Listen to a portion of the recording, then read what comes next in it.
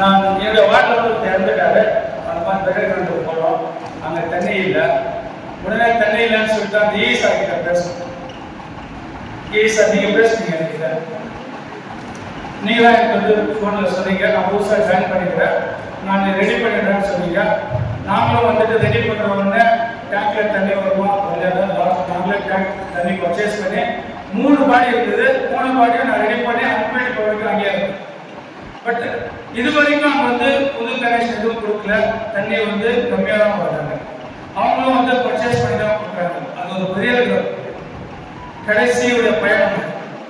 உங்களுக்கும் அதே தான், எனக்கும் அதே தான். ஏன் இன்னும் அதை ரெடி பண்ணாமல் வச்சிருக்கீங்க?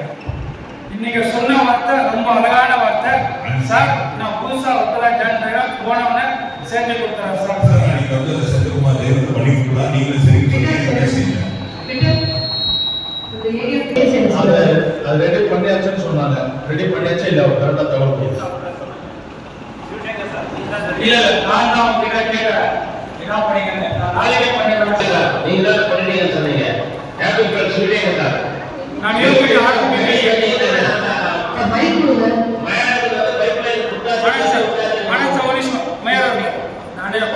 சொல்ல வந்தேன், நான் அது மறந்துட்டேன், சாரி.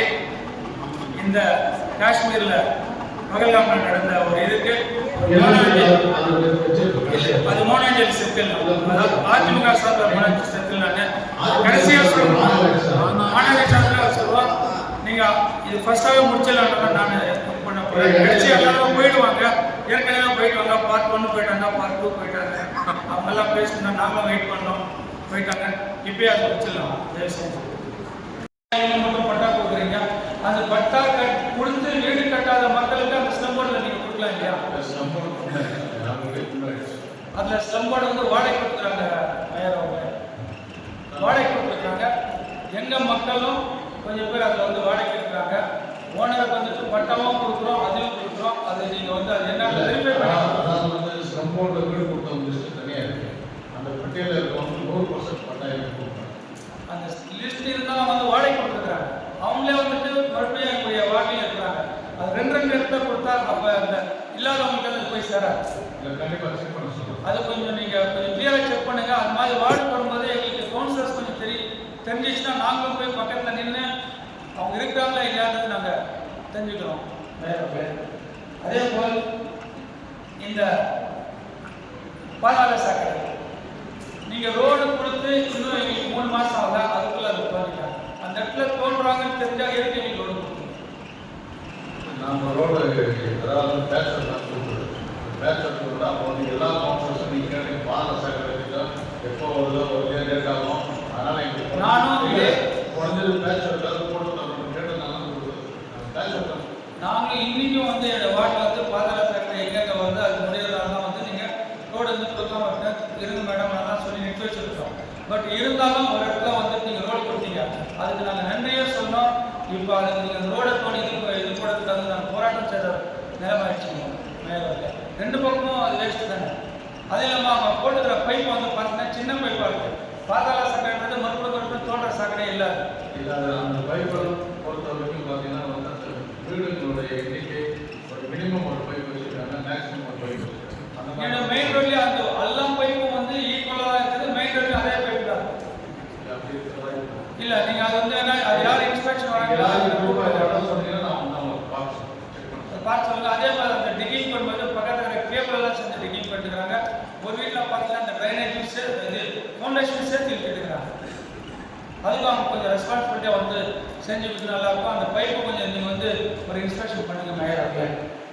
அதே போல் மேயர் அவர்கள் இந்த பொருள் வந்து 147 வச்சிருக்கிறீங்க, 147 அடிஷ்னலாக 10 கொடுத்துக்கிறீங்க, 157 ஆச்சு. இந்த 157க்கும் நீங்கள் பொருள் கொடுக்கறது ஒரு 175 ஆக்கி வச்சு ஒரே 2 மாதத்துக்கு வந்து ஒரு நாள் வேற ஒரு மீட்டிங் வைக்கிறேன். இதுக்கு இவ்வளோ டைம் எடுத்துட்டு இவ்வளோ போராட்டம் பண்ணி இவ்வளோ பண்ணுறதுக்கு நீங்கள் ஏன் வந்து 100 ரூபாய் சம்மந்தம்? அதாவது பார்த்தீங்கன்னா நீங்கள் எல்லாம் பொருள் வந்து வசூல் தான் நான் மீட்டிங்கே வைக்கிறேன். அதாவது கடந்த மாதம்லாம் பார்த்தீங்கன்னா நம்ம எந்த கருத்தும் 1 மாதத்துக்கு எவ்வளோ அதை வாங்கி மீட்டிங் வச்ச வேண்டியது 2 மாதத்துக்கு கஷ்டம் 1 hour 2 hours 1.5 hour கொஞ்சம் பேர் பேசுறதுக்கு வாய்ப்பே கிடைக்கிறது இல்லை. ஆமாம், ஒரு கவுன்சிலர் சொன்னாங்க, இவங்க லேட்டாக பேசுகிறாங்க, பிபி சுகர்லாம் ஏறிடுறாங்க, சுகரை யாருக்கும் வைக்க முடியாது, பிபி வரலாம், நீங்கள் ரிசல்ட் பண்ணி தான் ஆகணும்னு நான் சொல்லிட்டேன். அந்த மாதிரி வந்து அந்த டைமுக்காவது வந்து நீங்கள் இது கொஞ்சம் மாற்றி கொடுக்க முடியாது. ஏன் மந்த்லி ஒரு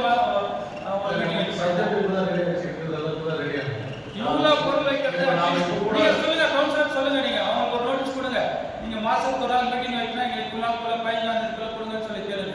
ஏன் அவங்களுக்கு ரெஸ்பான்ஸ் பண்ணுறாங்க இல்லைங்களா, அது கேளுங்க. அதே மாதிரி ஒரு டிஸ்பிளே வைக்கிறதுக்கு நம்ம கவுன்சிலர் வந்து சொன்னார், நம்ம என்னென்ன சாதனை செஞ்சுக்கிறோம். கார்பரேஷனுக்கு வர ஆளுங்க வந்து கம்மி தான். இதே உழவர் சந்தைக்கிட்டயோ இல்லை காந்தி சந்தைக்கிட்டயோ டிராஃபிக் ஜாமோ காந்தி சந்தை நின்று பார்க்க முடியாது. ஆனால் உழவர் சந்தைக்கிட்ட ரொம்ப நேரம் நின்று பார்க்கலாம். ரயில்வே ஸ்டேஷன்லேயோ பஸ் ஸ்டாண்ட்லேயோ வாங்கினா கூட அந்த சாதனையை வந்து நம்ம பார்க்க முடியுமா முடியாதா கவுன்சிலருக்கு? பஸ் ஸ்டாண்ட்லையும் பஸ் சொல்கிறாங்க, உழவர் சந்தையுமே இருக்காங்க. அந்த இடத்துல அந்த டிஸ்பிளே பண்ணி நம்ம சாதனையை வச்சா அது கொஞ்சம் நல்ல ஒரு இதுதான். இந்த ஸ்வச் பாரத் தான் நீங்கள் வந்து ரொம்ப மக்கள் வந்து இந்த அசோசியேஷன் என்னுடைய வார்டுக்கு அசோசியேஷன் எப்போ பார்த்தாலும் அந்த பிரச்சனை தான் கேட்குறாங்க. அதுதான் இன்னைக்கு ஒரு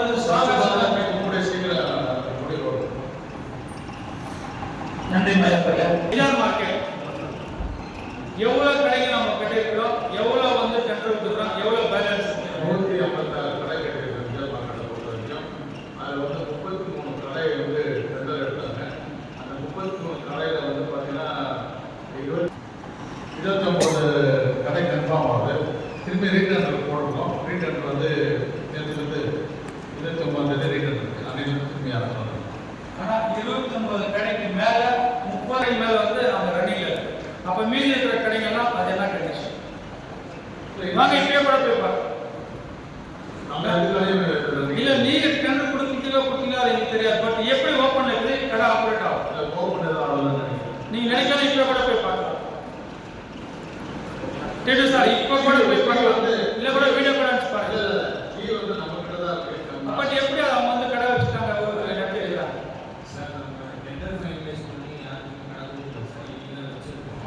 சரி வாங்க சார், இப்போ மீட்டிங் பண்ணிட்டீங்கன்னா நம்ம போகிறோம். ஓப்பன் கடை வளர்த்து வச்சுக்கிறாங்க.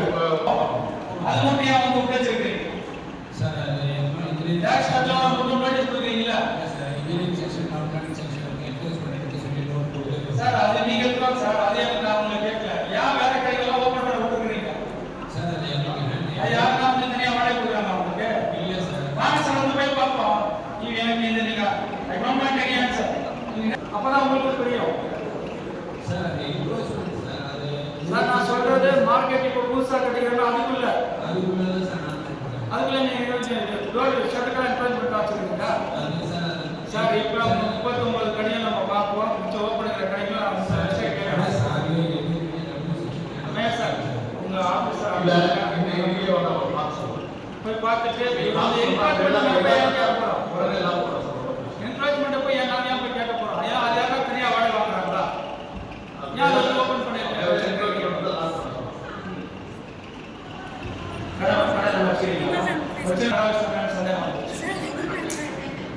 அதே போல மட்டும் தயவு செஞ்சு அவங்க எல்லாம் வந்து எங்களை கம்பல்சரி கொஞ்சம் கூப்பிட சொல்லுங்க. கூப்பிட்டு நாங்கள் போய் அதை பார்த்தா நல்லா இருக்கும். ஏன்னா அந்த வார்டில் வந்து புது புதுசாக இந்திக்காரங்களாம் இருக்கிறாங்க. ஏற்கனவே வந்து என்னுடைய வார்டில் வந்து டென்ட் போட்டிருந்தாங்க. டென்ட் போட்டவங்கெல்லாம் வந்து கொஞ்சம் பேர் அங்கே இருக்காங்க. they are migrated peoples. They are not permanent, they are not staying there. அவங்க வந்து திருப்தெல்லாம் பண்ணிக்கிறாங்க. அவங்களுக்கும் நம்ம வந்து பட்டா கொடுத்தோம்னா பின்னாடி வந்து பெரிய பாதிப்பு வரும். அதுக்கு நீங்கள் தயவு செஞ்சு எங்கள் ஆளுங்க ஏன்னா அவங்க வந்தாங்கன்னா கொஞ்சம் சொல்லுங்கள், நான் கேட்போம். நன்றி.